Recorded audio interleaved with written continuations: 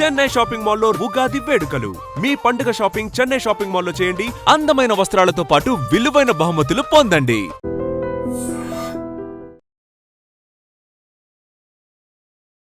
నమస్తే. ఆయిషా ఓడింది, అన్యాయం గెలిచింది. ఒక అమ్మాయి కన్న కలలు, ఒక పేద కుటుంబం పెట్టుకున్న ఆశలు ఒక్క రాత్రిలో చెల్లాచెదురైపోయాయి.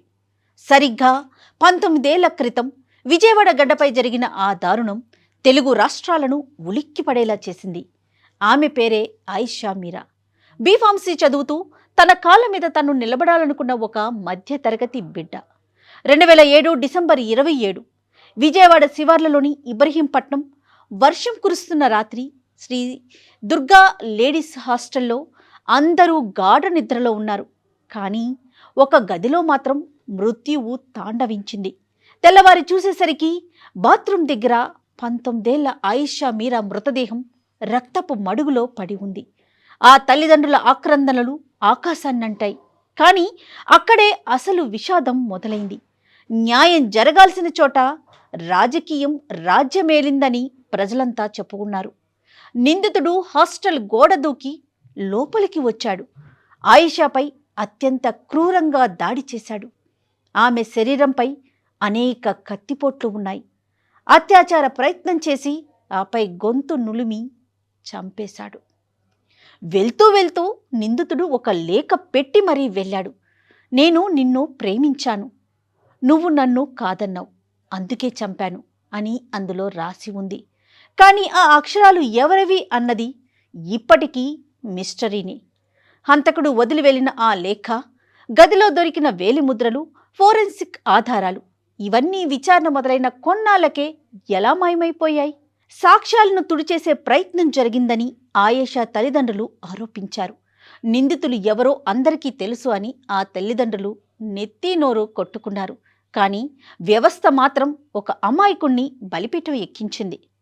పోలీసులు ఈ కేసులో పి సత్యంబాబు అనే యువకుణ్ణి నిందితుడిగా చూపించారు. ఇక విచిత్రం ఏంటంటే సత్యంబాబు సరిగ్గా నడవలేని వ్యాధితో బాధపడుతున్నాడు. అలాంటి వ్యక్తి అంత ఎత్తైన హాస్టల్ గోడ దూకి ఎలా వెళ్ళాడు అన్న ప్రశ్నను పోలీసులు పట్టించుకోలేదు. ఇలాంటి అనుమానాలు కూడా ప్రజలంతా వ్యక్తం చేస్తూ ఉన్నారు. ఇక 2010లో విజయవాడ కోర్టు సత్యంబాబుకు జీవిత ఖైదు విధించింది. ఒక అమాయకుడు జైలు పాలయ్యాడు. అసలు నిందితులు బయట స్వేచ్ఛగా తిరిగారు. ఇక చివరికి 2017లో ఉమ్మడి హైకోర్టు సత్యంబాబును నిర్దోషిగా విడుదల చేస్తూ పోలీసుల తీరును తీవ్రంగా తప్పుపట్టింది. వ్యవస్థను తప్పుదోవ పట్టించారు అని మండిపడింది. 2 అడుగులు కూడా సరిగ్గా నడవలేని సత్యంబాబు అంత ఎత్తైన హాస్టల్ గోడ దూకి లోపలికి వెళ్లాడని పోలీసులు ఏ నమ్మకంతో కేసు పెట్టారు? ఒక అమాయకుణ్ణి 8 ఏళ్ల జీవితాన్ని జైలు పాలు చేసిన అధికారులపై ఇప్పటికీ ఎందుకు చర్యలు తీసుకోలేదు? ఇవన్నీ అంతు చిక్కని ప్రశ్నలు. ఇక న్యాయం కోసం ఆయేషా తల్లి షంషాద్ బేగం చేసిన పోరాటం సామాన్యమైందే మాత్రం కాదు. కడుపు కోతను గుండెల్లో దాచుకొని 19 ఏళ్ల పాటు కోర్టుల చుట్టూ తిరిగింది. సిబిఐ వచ్చింది. మృతదేహాన్ని తవ్వితీసి రీపోస్టు మార్టం కూడా చేశారు. 12 ఏళ్ల తర్వాత ఆ బిడ్డ అస్థిపంజరాన్ని చూసిన ఆ తల్లి గుండె ఎంతలా విలవిల్లాడి ఉంటుందో ఊహించుకుంటేనే కన్నీళ్లాగవు. కేసు రీఓపెన్ అయ్యింది. 2018లో సిబిఐ బాధ్యతలు తీసుకుంది. 2019లో ఒక సాహసోపేత నిర్ణయం తీసుకున్నారు. చనిపోయిన 12 ఏళ్ల తరువాత ఆయేషా మృతదేహాన్ని తెనాలిలో సమాధి నుండి బయటకు తీసి రీపోస్ట్ మార్టం చేశారు. ఆమె ఎముకల నుండి DNA సేకరించి నిందితులను పట్టుకోవాలని ప్రయత్నించారు. సిబిఐ విచారణలో అనేక మంది రాజకీయ నేతలకు, పోలీసు అధికారులకు లై డిటెక్టర్ పరీక్షలు కూడా చేశారు. కానీ ఫలితం లేకపోయింది. 19 ఏళ్ల తరువాత కూడా సరైన సాక్ష్యాలు దొరకలేదని, రికార్డులు తారుమారు అయ్యాయని సిబిఐ కోర్టుకు తెలిపింది.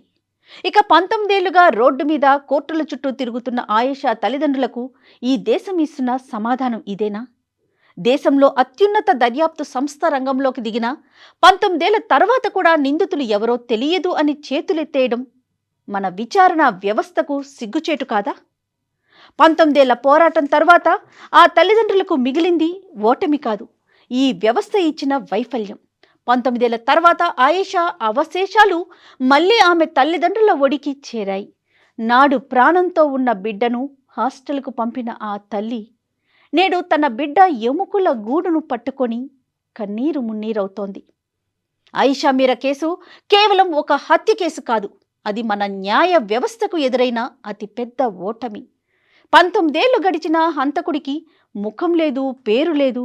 నేడు తెనాలిలో జరుగుతున్నది ఆయిషా అంత్యక్రియలు మాత్రమే కాదు, న్యాయం కోసం వేచి చూసిన ఒక ఆశకు జరుగుతున్న అంతిమ సంస్కారం. నేడు సమాధి చేస్తున్నది ఆయిషా అవశేషాలు కాదు, దేశంలో ఒక సామాన్యుడికి జరగాల్సిన న్యాయాన్ని. And for more videos, Please subscribe to iDream. Please subscribe to iDream. Please subscribe iDream. And please subscribe to iDream. For more videos, subscribe to iDream. please like, share and subscribe to the channel. Congratulations, iDream. Subscribe to iDream. Subscribe to iDream. So subscribe to iDream Media.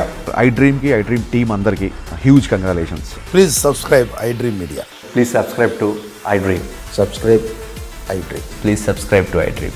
iDream అంటే నా కళల channel subscribe చేసుకున్న నోరు తిరుగుతలేదు, మీరైతే గంట గుర్తు కొట్టండి. For more such videos, please subscribe to iDream. Subscribe to iDream. Please subscribe to iDream. Please subscribe iDream Media. Please do subscribe to iDream. Please subscribe to iDream Media. For best entertainment and information, please subscribe iDream. And don't forget to subscribe to iDream.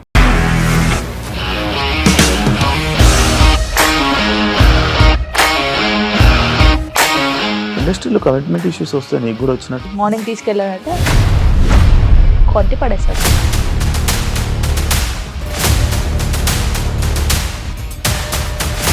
ఒక్కళ్ళు కూడా చూడలేదు ఈ cinema అని చెప్పడానికి కూడా చాలా ధైర్యం కావాలి. అది నిజం కదా, దాంట్లో ధైర్యం ఏంటి? ఇది నెక్స్ట్ డే ప్లేట్ మార్చేస్తే తప్పు కదా. As of now, we are comfortable this అని నేను అనుకుంటున్నాను. రష్మిక గారిది మీది ఒకే ఊరు అంట కదా? నీకు కోపం వచ్చిందంటే బాగా తిట్టేత్తరా? తిట్టేద్దామండి. నిజంగా గేమ్ ని ఎలా చేంజ్ చేయగలిగారు? APSFC వాళ్ళకి 6 నెలల్లో నేను 6 లక్షలు కట్టా. బిజినెస్ చేయాలనుకుంటే it is as difficult as riding a tiger.